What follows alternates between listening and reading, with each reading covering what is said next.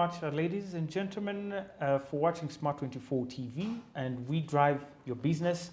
My name is Anthony, and I am your host. And this is the second of the series we are having on cryptocurrency and blockchain technology. And I still have Mr. Barry Ainomugisha on set, the CEO of Skill Haven, and we are talking about blockchain and the regulatory features of this particular technology and cryptocurrencies, and how we can be able to circumvent the technology safely. Mr. Barry, welcome back to the program. Thank you very much, Anthony. Now, last time we talked about blockchain, and we tried to understand how the system works and how it is unhackable, according to your words, right? Now, let's say we have now the Capital Markets Authority, for example, regulating the capital markets of Uganda. We have not had any authority regulate blockchain, and you say that is the aim, Yeah. no intermediates and whatsoever. How can we still safely operate in this space, given the fact that the technology is surrounded by so many scammers and people, naming themselves as, Ponzi schemes and, getting all these things underway? How can we still safely navigate this space? Okay, so when we're to look at a regulation or setting up a regulatory framework for cryptocurrencies or other blockchain-based business models, one thing that stands out is consumer protection. Yeah. The state or whoever is in charge of regulating this space will have to focus on consumer protection to ensure that the end users of these products are safeguarded. Safeguarded by way of how they get to interact with the products. If you buy your cryptocurrency from an exchange, how legal is that exchange? Do they have a license to operate here? Maybe is there a minimum capital requirement for them to operate here? What happens in case this company ceases to exist? So there are certain legal perspectives we have to consider. The other one that should stand out is the aspect of privacy. How do they use your data that you share with them as you do your KYC, that is, know your customer, while setting up your crypto wallet on different exchanges or other service providers? So we have to look at consumer protection. How do we protect the end user of this technology? Do we have a comprehensive law that can be able to address different security issues that come along? Maybe there is liquidation of the company, or someone has lost their money, it has been hacked. Is it a fault of the user? Is it a fault of the service provider? And how do we go about the two issues? So there are different angles through which regulation can help us bring out the maximum potential of this technology. But most importantly, world over, the law is always the last thing to catch up with innovation. Always the last thing to catch up. And an example I can give you is the mobile money. When mobile money technology was rolled out here, we had no regulation for it. There was no legal framework for it. So it had to operate in a vacuum until they say, okay, these are the guidelines you have to follow in the interim as we draft a comprehensive law. So all the time, there has been a groundbreaking innovation or technology. The law always plays catch up. So we cannot say Ugandan authorities or Capital Markets Authority or other regulatory bodies are being slow on this. They have to do the case studies, they have to do feasibilities, they have to do and understand how the technology works. But most importantly, while they do their studies and understanding the environment in which it operates, they should not suffocate the technology from running. And that's why we had the Bank of Uganda coming up and saying we have a sandbox in which crypto-based businesses can apply and be part of, so that they give a regulator a good scope to understand how the business works. In case we are to draft a law, we need to know which areas to focus on, or which areas are of concern for consumer protection, which areas of concern for company governance and all that. So the regulation has a lot to help society with. Actually, the greatest beneficiary could be the government from the regulation. We've seen countries where these people who run cryptocurrency businesses, like the exchanges, Exchanges, just by explanation, are places or companies where you go to buy and trade different cryptocurrencies or digital assets. So these governments are making sure that for you to get a license, you pay a certain amount of money. That license could be renewable after 1 year. And there are guidelines for your license to be renewed. There are terms and conditions of how you're going to operate in that country. So it is an additional source of income for the government. If, for example, these exchanges are working, they are subject to different taxes in the country. So the moment you do not legalize their stay here or how they operate, you are losing out on potential areas of benefit for the state. For example, in India, they have rolled out taxation laws for cryptocurrency. They charge capital gains tax for people who invest in digital assets. Capital gains tax is the tax that is applied when you make an investment and then you make a profit of it. So the moment you make a profit of your digital asset investment and you're trying to liquidate, there is a certain tax that you have to pay to the state. It could be 10% or 20%. Those are just the modalities of how different countries have decided to go about regulation. But I'm trying to show you that governments stand to benefit most out of the regulation part. The end consumer, of course, also stands to benefit, and also it will help us realize maximum potential of this industry, because right now some entities are wondering, do we go mainstream in advertising and marketing, or are we breaking a certain law? Even when it's clear they're working in a vacuum, but they are scared of overstretching the authority, and you can't be so daring. You can only do so to some extent. So they don't know to what extent should they do their marketing, to what extent should people be innovative. And the moment you have a regulation that people understand to be favorable, that fosters innovation, we're going to have very many brilliant ideas coming up in the crypto and blockchain space. People are going to be very innovative. For example, how easy can it be to transact? You don't need a smartphone. It's going to transition to other button small phones to send your cryptocurrency. How do we make payments feasible for other retailers using blockchain? It may not be directly about crypto, but using blockchain for their transactions. So there is much more we stand to benefit with the regulation. But the other concern that people usually have when we discuss cryptocurrency legal framework is, doesn't it then affect the decentralization aspect of cryptocurrency? No, it doesn't. Because what regulation does, it does not regulate the protocol or how the code runs. It regulates how we interact with the product or with the service. How does the service provider safeguard the end user? How does the service provider work around to ensure compliance with the state? The privacy issue is not in question, because it is not one part that is directly micromanaged by any authority on the blockchain. So you cannot say that the decentralization aspect has been compromised because we are under regulation. The government will not say, we want to see a particular exchange's blockchain and how or who is transacting. No, so it doesn't trickle down to the decentralization aspect or the anonymity aspect of cryptocurrency.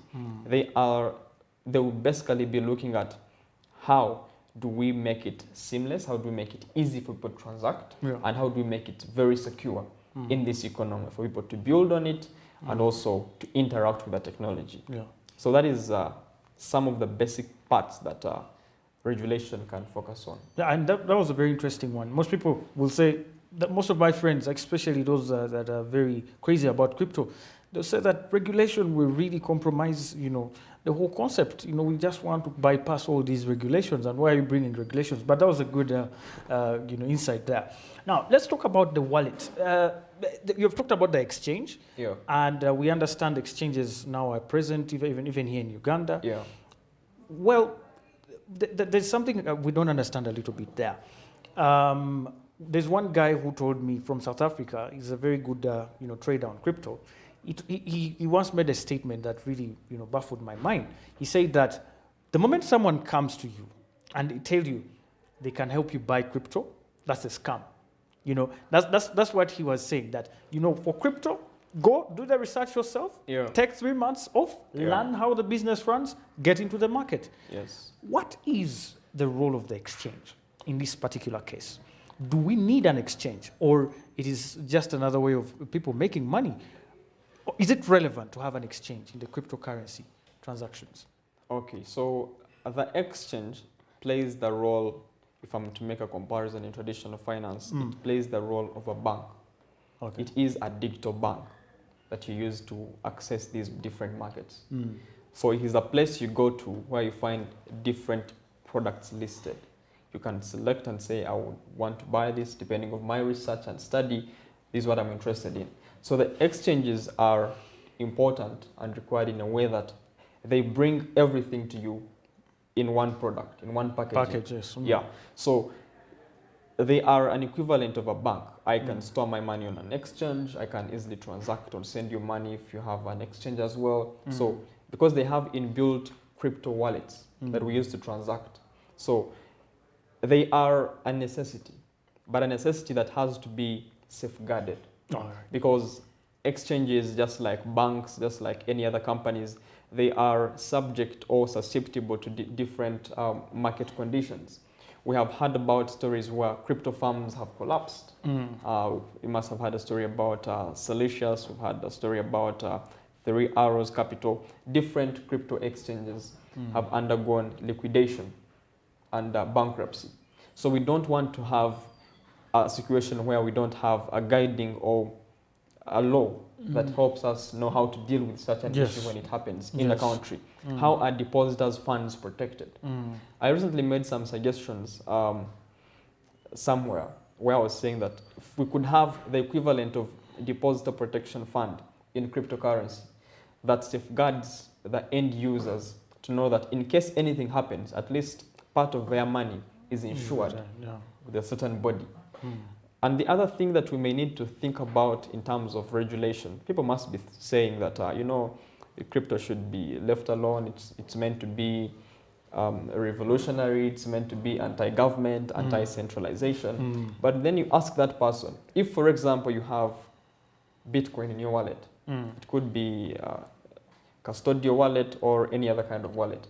If you have your Bitcoin, what happens if you are incapacitated to access your Bitcoin? You could be as a result of death, because death is certain. What happens when you die? Who is in charge of your assets? Because these are assets. Because you've been doing everything on your own. Exactly. No next of kin. You only think about yourself as an individual. So in the case that such a thing happens, you lose could the be money. Unconscious, but someone knows that this guy has all his investment in crypto. Yeah. It's in Bitcoin. How do you then access his funds to help him or save his life?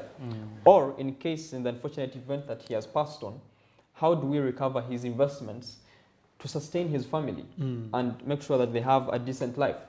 What people don't look at is the aspect of probate. In law, it's called probate. How do you transfer your wealth to the next generation? We might have to have a very interesting scenario where we go down to understand how these exchanges operate. What modalities do they have in place to ensure that my and your next of kin can easily access our funds when we are not here anymore? So right now, we don't have such regulatory framework anywhere. So I don't know that if I'm writing a will, for example, Barry, if I'm writing a will, I don't know how to bequeath my Bitcoin, because there is no known procedure.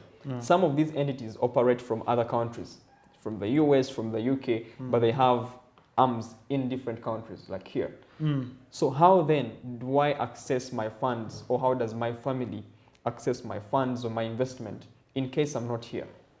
What procedure do we have to go through to access that, to ensure that there is there's no crisis? So when we're looking at regulation, those are some of the things that are very, very key and important to think about.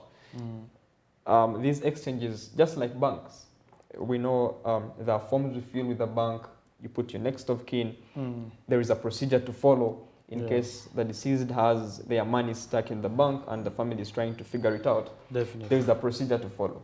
Same thing with exchanges. So we need to know for certain that this is how you go about it when it happens. Yeah. And that's the thing that can be made concretely certain by regulation, by law.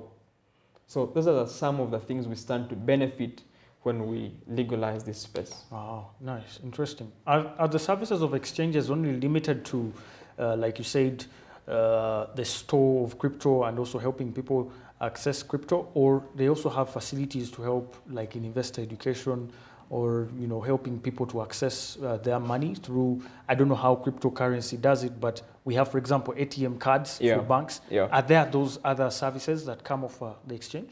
Yes.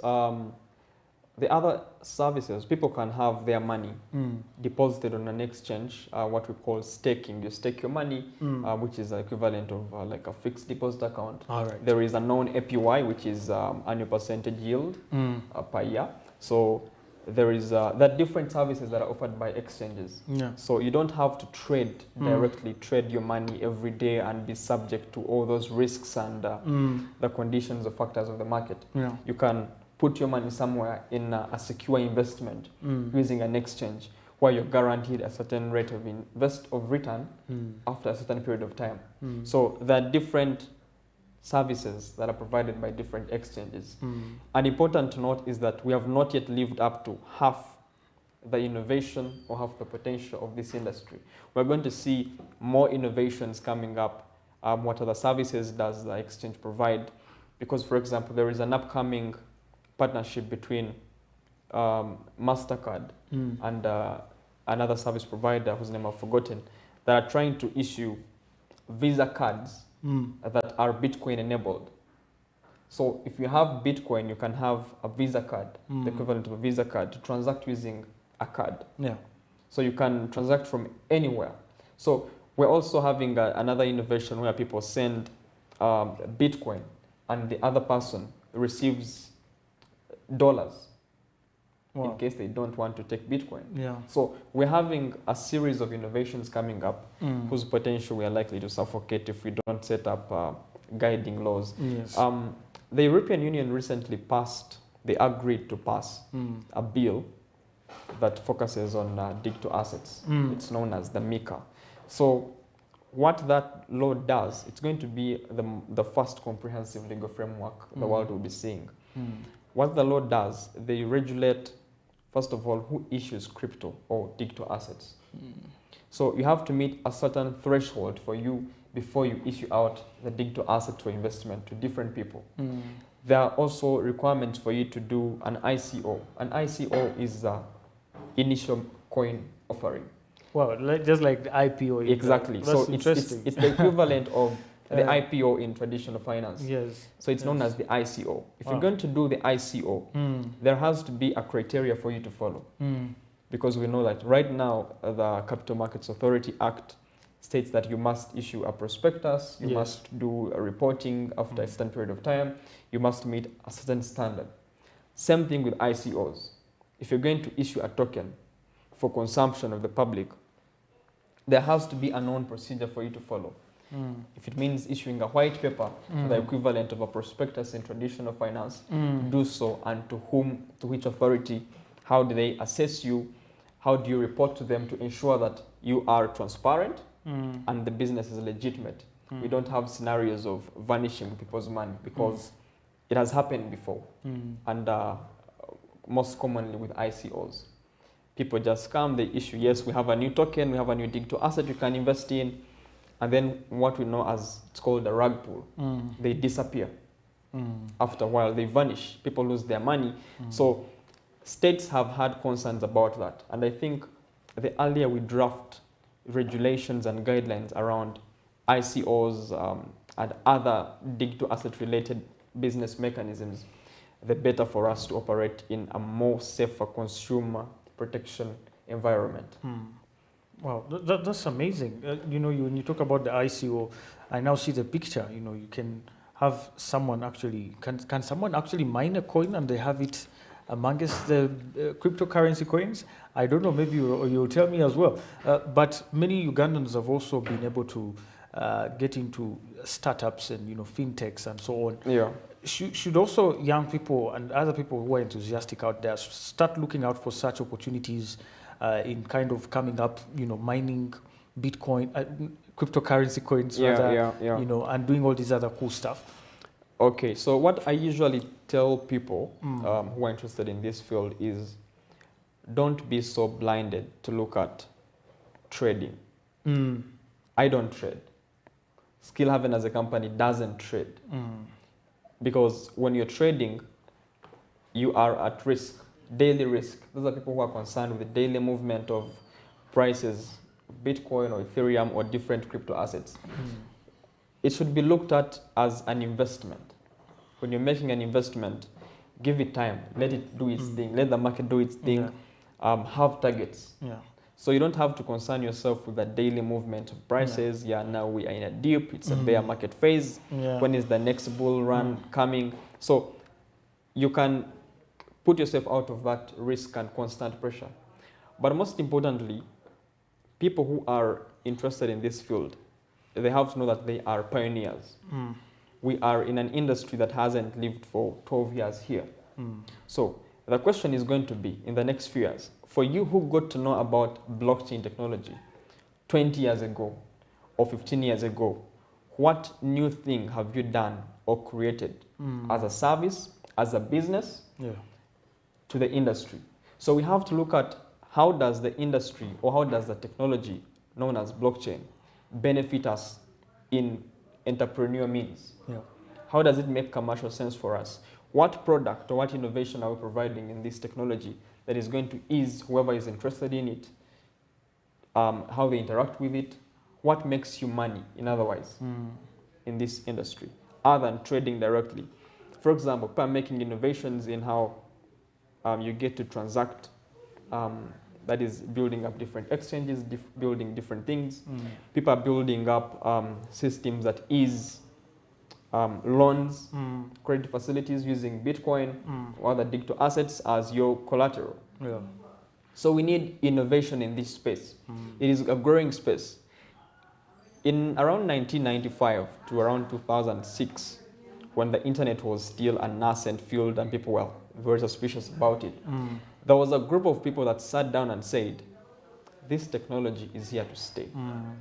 We must find ways to earn from it by providing a service to everyone else.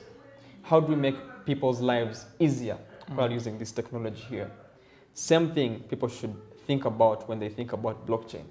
That's how we have social media coming up, Facebook, Twitter, and the likes propping up. We have Amazon and all other internet-based companies coming up because they thought ahead of time and they said, this innovation is here to stay. How then do we position ourselves? Contribute. Yes, you contribute to its usage and be a part of the entrepreneurs who succeed from that end. So when we think about blockchain and cryptocurrency, let's not have our minds fixated on how much we're going to earn from the price movement of Bitcoin or Ethereum. Let's have an entrepreneur or business approach to it. What new thing can you add to the blockchain industry in Have Uganda? a long-term vision. Yes, have a long-term vision. How actually, you should consider, how doesn't the industry pay me, but how do I pay it for me to be able to earn from it in the long term?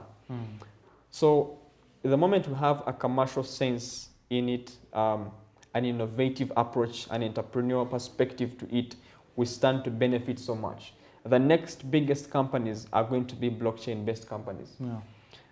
Right now, if someone has been following up venture capital funding, right now the most amounts of money are channeled into blockchain and cryptocurrency businesses. So even for investors, it's the next big thing because it's irresistible. And just like any new or emerging technology, there's always suspicion about how long it's going to last, if it's actually going to last. But I saw something interesting last week. There was a headline when the radio as we know it, a radio, when it was first rolled out, there was a headline in the newspapers way back that the radio is just a passing fad. The radio technology persisted. It became a thing. Every household had a radio. Same thing when video games were coming up. Companies that were very prominent in making toys said that, you know what, video games are a passing fad. Video games have persisted. They are the biggest thing in entertainment right now. The internet, Same thing. They said the internet would not last, especially after the crisis. They said it was a passing fad. They have said the same about cryptocurrency and blockchain technology. Yeah. But all these innovations have met the test of time. They are here to stay. So we have to understand how we position ourselves to benefit from the entire market as entrepreneurs. Not just a brief segment. Not just investors hoping to make a few bucks today and tomorrow. Of trading. Yes. Wow, thank you very much, Mr. Barry. It was always it's always a good time with you My on the pleasure. show. Yeah, and Skill Haven is the company. He's a lawyer, by the way, and very interested in law and crypto. And maybe you can tell them about the event that is coming up very soon before we wind up. Okay. So Skill Haven, in partnership with CLET. CLET is Center for Legal Technology, Center for Legal Education Technology. Yes. Yeah. So we're having an event coming up where we are doing blockchain and the law masterclass. Yeah. So we're trying to do an outreach to young lawyers or lawyers who have interest in technology and emerging technologies to have a grasp and understanding of what blockchain is and how can they position themselves to benefit from the same. Yeah. It's going to be running from the 21st to 24th at Law School, Makerere University. Yeah. Would be great having SMART24 there Yes, to sure. cover the event. Thank you. Thank you very much. There you have it, ladies and gentlemen. That's it. From us here and the team at Financial Markets, we are very glad that you joined us. I was talking to Mr. Barry Ainomugisha, Council Barry, and definitely lots of cool stuff as well coming up ahead of crypto here in Uganda. Thank you very much. I'll catch you next time, same place, same time. Goodbye for now.